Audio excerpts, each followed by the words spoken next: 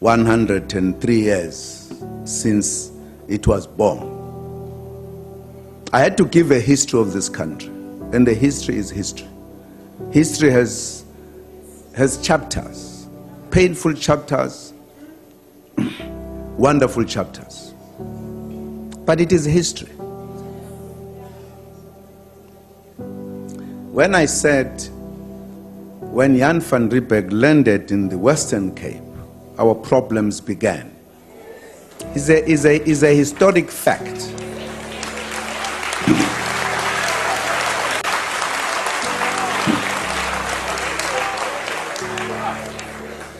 When he landed, there were residents here, in this very city, who were established here. The Cohen sons,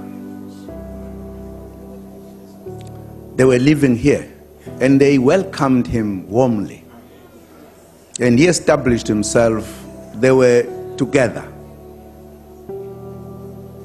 Somewhere, somehow, a tension began. And there were wars that were fought. They were removed here forcefully from their area. Removed. And some of them went deep into the country, north, south, east. And the wars began because after the population arriving in South Africa grew. It is written down, it's not me concocting it. There were 8 major wars that were fought in the Eastern Cape. I didn't write that. We are not counting other small wars. 8 major wars.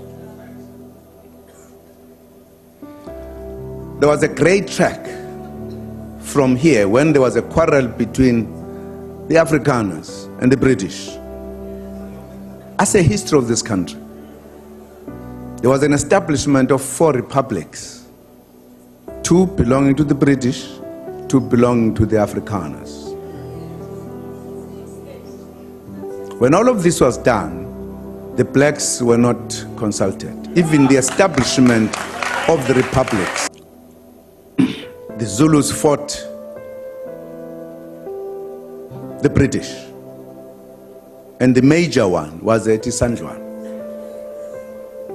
The Afrikaners fought the Zulus. Engombe, what you call the Brald River.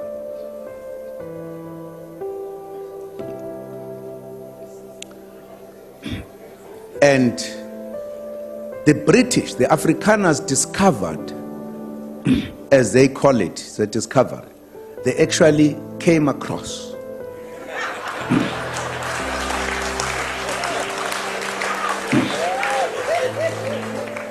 mineral resources.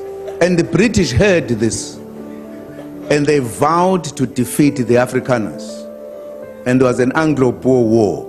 As a history of this country. Very bitter war. We all participated on either side. Only now, when we are correcting history, we are calling it a South African war because we all died in that war.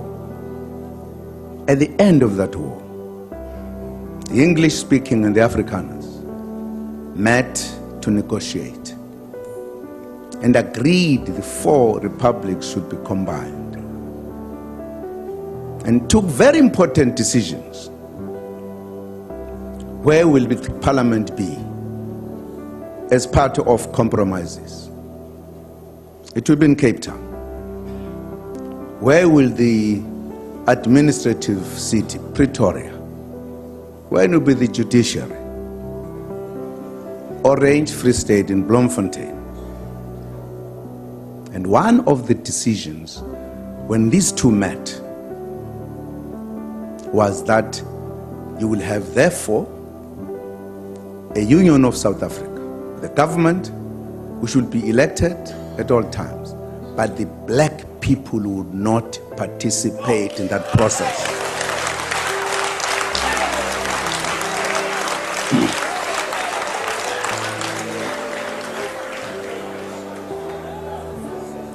It was that decision. It was that decision that made the black people to make a call to meet in Mangaung in Bloemfontein to discuss what we called the national calamity, that the indigenous people are not to be part of governing this country. Very bad decision on an important decision of uniting the four republics. It was that time that we said we are going to fight to liberate ourselves, to be part of government, to participate. You must know, because this country was still under British colonialism fully. There were delegations that went to England to raise the matters. We did not want to fight. We wanted to be part of the process to govern this country. This now are the activities many years after the landing of Jan van Riebeeck, who opened the way for them to be here. They started fighting here, Eastern Cape, Free State, everywhere. There were wars.